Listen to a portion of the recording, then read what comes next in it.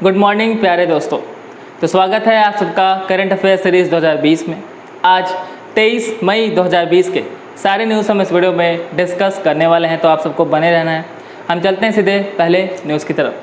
पहला न्यूज़ आपके सामने, 22 मई को हमने अंतर्राष्ट्रीय जैव विविधता दिवस को सेलिब्रेट किया, यानी कि इंटरनेशनल बायोडाइवर्सिटी डे को हमने 22 मई को सेलिब्रेट किया। इस दिन को हम पौधों और जानवरों की प्रजाति के बारे में लोगों को अवेयर करने के लिए सेलिब्रेट करते हैं। इस दिन का इस बार का थीम रहा है our solutions are in nature. इस दिन को यूनाइटेड नेशंस के द्वारा सेलिब्रेट किया जाता है। अब मैं यूएन की आपको जानकारी दे देता हूँ। यूएन को 24 अक्टूबर 1945 को इस्टेब्लिश किया गया था, इसलिए हम 24 अक्टूबर को यूनाइटेड नेशंस डे को भी सेलिब्रेट करते हैं। इसका हेडक्वार्टर न्यूयॉर्क में इस्टेब्लिश है तथा वर्तमान में इसके सेक्रेटरी जनरल एंटोनियो गुटेरेस हैं। मैं ये सारी चीज़ें लगभग आपको डेली बताता हूँ, क्योंकि ये सारी चीज़ें लगभग डेली चर्चाएँ में रहती हैं। अगर आप मेरे वीडियोस को रेगुलर फॉलो करते हैं तो ये सारी चीज़ें आपको याद हो जानी चाहिए, और अगर अभी भी आपको ये सारी चीज़ें नहीं याद हो रही हैं तो इसमें गलती आपकी है। या तो आप सही से सुनते नहीं हैं, या तो आप चीज़ों को नोट नहीं करते हैं। तो जब भी वीडियोस को देखें तो ऐसा नहीं है कि आपको आधा वीडियो देख के फिर ड्रॉप आउट कर देना है। वीडियोस को पूरा देखिए, ध्यान से देखिए, और जहाँ तक हो सके तो कॉपी में नोट करने की हैबिट डेवलप करिए। इससे आपको बहुत ज़्यादा फ़ायदा होने वाला है। तो अगर सीजन्स अच्छा लगा करें तो वीडियोस को लाइक ज़रूर किया करिए। कुछ लोग लाइक करने में शर्मा जाते हैं, इसमें शर्माने वाली कोई बात नहीं है। आपको सिर्फ एक थंब पर क्लिक करना होता है। आपके लेफ्ट साइड में एक थंब दिया रहता है, उस पर क्लिक करना होता है, वीडियोस लाइक हो जाती है, जिसमें कि आपको बिल्कुल भी शर्माने वाली कोई भी बात नहीं होती। चलिए हम चलते हैं अगले न्यूज़ की तरफ। अगला न्यूज़ आपके सामने, केरल की स्वास्थ्य मंत्री के शैलजा जी ने एक नया अभियान ब्रेक द चेन कार्टून अभियान को शुरू किया है। अब ये कैसा अभियान है तो मैं आपको बता देता हूँ। इसके तहत इन्होंने एक नारा दिया है SMS। अब इन तीनों नारे का मतलब क्या है? तो पहले इसका मतलब है कि आप या तो साबुन से हाथ धोइए, या तो आप साबुन से हाथ धुलिए, या तो सैनिटाइज़र का प्रयोग कीजिए। दूसरा इन्होंने कहा है कि मास्क पहनिए, और तीसरा इन्होंने कहा है कि सामाजिक दूरी बनाए रखिए। तो इन्होंने यही एक कार्टून अभियान शुरू किया है, ब्रेक द चेन। इसमें बहुत सारे कार्टूनिस्ट ने पार्टिसिपेट किया है और दीवारों पर कार्टून बनाकर इस अभियान को सपोर्ट किया है। मैं बात करूं केरल की तो यहाँ के CM पिनरई विजयन है तथा गवर्नर आरिफ मोहम्मद खान है। चलिए हम चलते हैं अगले न्यूज़ की तरफ। अगला न्यूज़ आपके सामने, केंद्रीय स्वास्थ्य मंत्री यानी कि health minister doctor Harshvardhan Singh को WHO के कार्यकारी निदेशक के अध्यक्ष के रूप में नियुक्त किया गया है। यानी कि 34 मेंबर्स की एक कमेटी है WHO की, उसमें इन्हें प्रेसिडेंट के रूप में अपॉइंट किया गया है। अब बात WHO की आई है तो एक बार WHO की सारी डिटेल्स मैं आपको दे देता हूँ। WHO को 7 अप्रैल 1948 को इस्टेब्लिश किया गया था, इसलिए हम 7 अप्रैल को वर्ल्ड हेल्थ डे के रूप में सेलिब्रेट करते हैं। WHO का हेडक्वार्टर स्विट्जरलैंड के जिनेवा में इस्टेब्लिश है तथा वर्तमान में इसके सेक्रेटरी जनरल टेड्रोस अधानम घेब्रेयेसस हैं। चलिए हम चलते हैं अगले न्यूज़ की तरफ। अगला न्यूज़ आपके सामने, RBI ने अपनी नई मॉनेटरी पॉलिसी को जारी कर दिया है और इसके तहत इन्होंने कुछ बदलाव किए हैं। वो क्या बदलाव है मैं आपको एक बार बताता हूँ। इन्होंने रेपो रेट में 40 बेसिस पॉइंट की कटौती कर इसे 4.40% से घटाकर 4% निर्धारित किया है। इन्होंने रिवर्स रेपो रेट में भी 40 बेसिस पॉइंट की कटौती की है और इसे 3.75% से घटाकर 3.35% कर दिया है। और इन्होंने बैंक रेट में भी कमी की है, इन्होंने इसे 4.6% से घटाकर 4.25% कर दिया है। तो ये तीनों रेट्स मैंने आपको बता दिए। अब ये तीनों रेट्स का मतलब क्या होता है एक बार मैं आपको बता देता हूँ, अदरवाइज़ मैं इसका एक ब्रीफ वीडियो बनाने वाला हूँ जो कि मैं RBI चैप्टर में बनाऊँगा। देखो रेपो रेट क्या होता है मैं समझाता हूँ।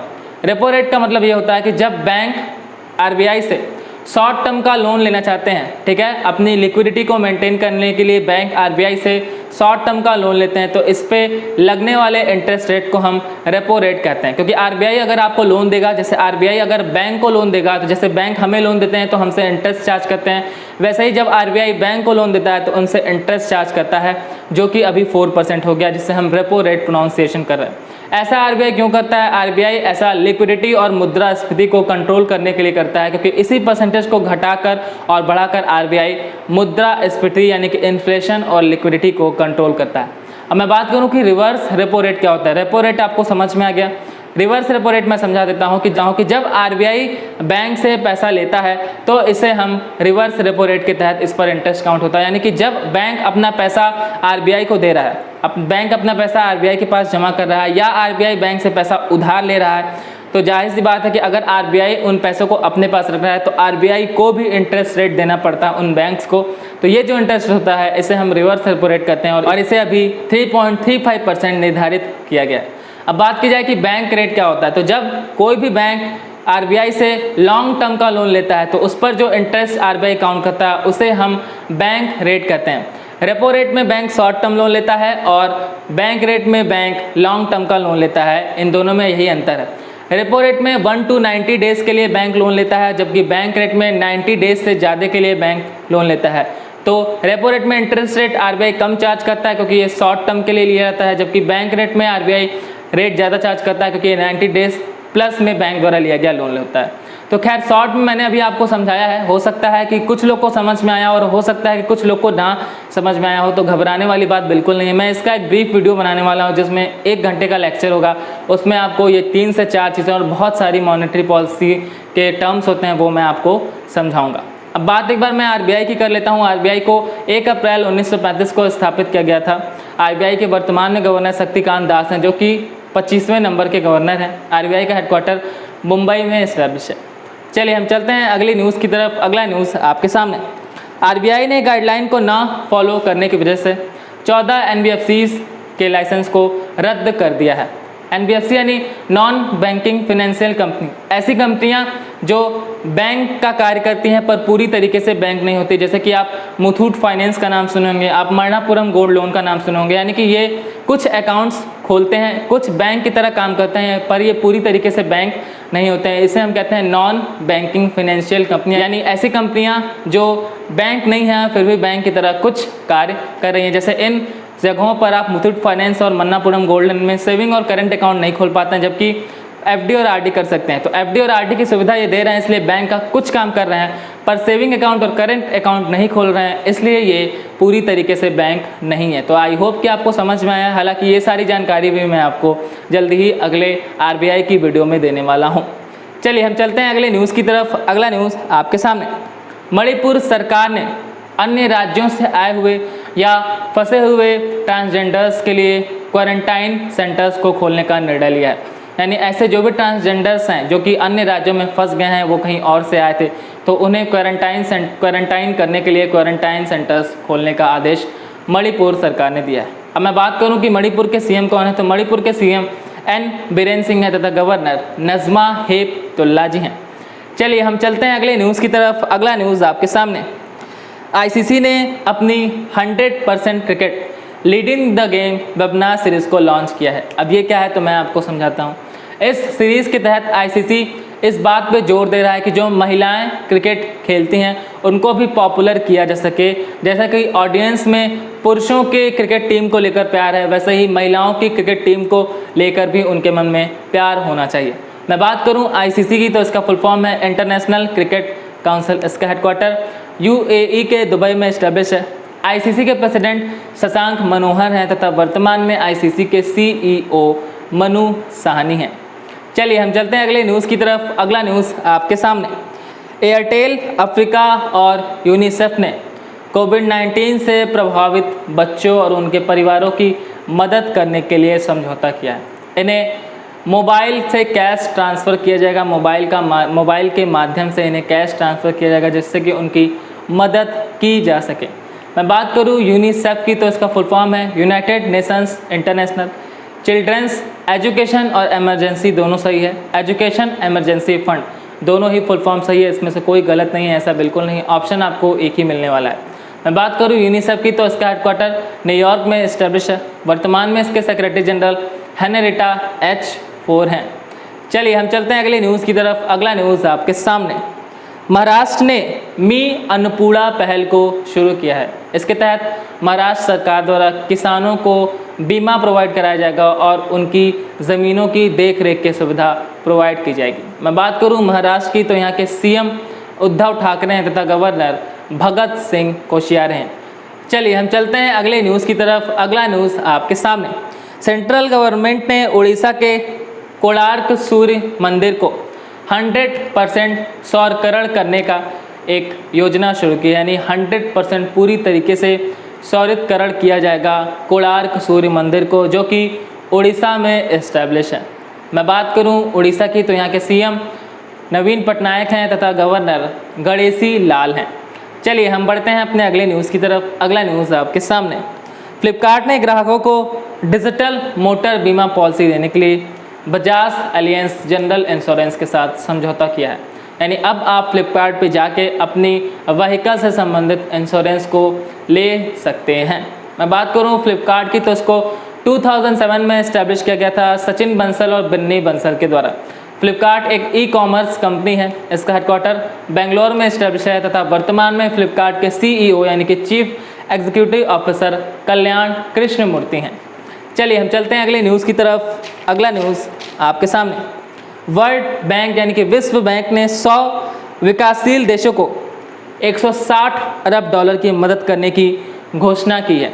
ये पैसा लगभग 15 महीने के टेन्योर में इन सभी देशों को दिया जाएगा, जिससे कि जो ग्लोबल क्राइसिस देखने को मिल रही है उससे ये सारे देश उभर के बाहर आ सकें।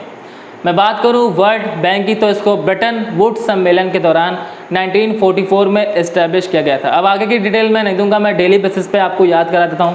अगर नहीं याद है तो मैं सबको बोल रहा हूं कि आपकी गलती है। आज वर्ल्ड बैंक की सारी डिटेल्स आपको याद हो जानी चाहिए। ये मेरी आपसे रिक्वेस्ट नहीं है, ये मेरा आपको ऑर्डर है। अगर आप मुझे अपना दोस्त, अपना मित्र, अपना टीचर, अपना भाई जो भी मानते हैं वही समझ के याद कीजिए, पर वर्ल्ड बैंक की डिटेल मैं आपको लगभग डेली देता हूँ। और अगर अभी भी आपको वर्ल्ड बैंक की डिटेल नहीं याद और अगर आप एग्ज़ाम में क्वेश्चन गलत करके आते हैं तो आपसे ज़्यादा दुख मुझे होगा कि मेरे इतने पढ़ाने के बावजूद भी आपको वर्ल्ड बैंक की डिटेल्स नहीं याद है। तो आज मैं वर्ल्ड बैंक की डिटेल आपको नहीं बताने वाला हूँ, ना ही आपको कमेंट सेक्शन में आंसर करना है, मगर आपको खुद ये रिस्पॉन्सिबिलिटी लेना है आज वर्ल्ड बैंक की सारी डिटेल। अगर आपको याद है तो आप मन में उसको याद कीजिए, ये अच्छी बात है, पर जिनको नहीं याद है, जो भी मेरे भाई मेरे दोस्त मुझे देख रहे हैं, वो जाके आज ज़रूर याद करें। चलिए हम चलते हैं अगले न्यूज़ की तरफ। अगला न्यूज़ आपके सामने, भारतीय वायुसेना ने लगभग 8000 करोड़ रुपए की 3 एक्वायर प्रोजेक्ट को कैंसिल कर दिया है। यानी अभी भारतीय वायुसेना 8000 करोड़ में लगभग 3 कंपनियों को एक्वायर करने वाली थी, अधिग्रहित करने वाली थी, यानी कि खरीदने वाली थी 3 विदेशी कंपनियों को। अब ऐसा नहीं होगा, क्योंकि अभी आपने नरेंद्र मोदी जी का यानी हमारे प्रधानमंत्री श्रीमान नरेंद्र मोदी जी का जो भाषण सुना था, उन्होंने उसमें सभी देशवासियों से गुजारिश की थी कि भाइयों बहनों, आप सभी लोग को स्वदेशी तकनीक का ही इस्तेमाल करना है। तो उसको ध्यान में रखते हुए आप सभी लोग स्वदेशी ही अपनाएंगे और इसी को ध्यान में रखते हुए भारतीय वायुसेना भी स्वदेशी तकनीक को ही अपना रही है। मैं बात करूं कि इस समय हमारे इंडियन एयरफोर्स चीफ कौन है, तो RKS भदौरिया वर्तमान में हमारे भारतीय वायुसेना प्रमुख हैं। चलिए हम बढ़ते हैं अपने अगले न्यूज़ की तरफ। अगला न्यूज़ आपके सामने, होम मिनिस्ट्री ने उत्तर प्रदेश के नोएडा में स्थित जेवर इंटरनेशनल एयरपोर्ट के डेवलपमेंट के लिए ज्यूरिख एयरपोर्ट के साथ समझौता कर लिया है। ज्यूरिख एयरपोर्ट स्विट्जरलैंड में इस्टेब्लिश है और इसके साथ ही समझौता किया गया, यानी ज्यूरिख एयरपोर्ट की टीम अब नोएडा के जेवर इंटरनेशनल एयरपोर्ट को विकसित करेगी और उसी के तर्ज पर बनाएगी। मैं बात करूं उत्तर प्रदेश की तो यहाँ के CM योगी आदित्यनाथ जी हैं तथा गवर्नर आनंदीबेन पटेल हैं। चलिए तो आज की सारी न्यूज़ हमने इस वीडियो में डिस्कस कर ली है। आई होप कि आप सबको बहुत ही अच्छे से सारी न्यूज़ समझ में आ रही है। आज मेरा आपसे क्वेश्चन है कि हाल ही में सुकून कोविड-19 बीट द स्ट्रेस प्रोग्राम को किस के द्वारा लॉन्च किया गया है? आप सभी मुझे अपना आंसर कमेंट सेक्शन में कर सकते हैं। तब तक के लिए मैं आपसे अलविदा लेता हूँ। आप सभी लोग तब तक पढ़ते रहिए, खेलते रहिए और मुस्कुराते रहिए।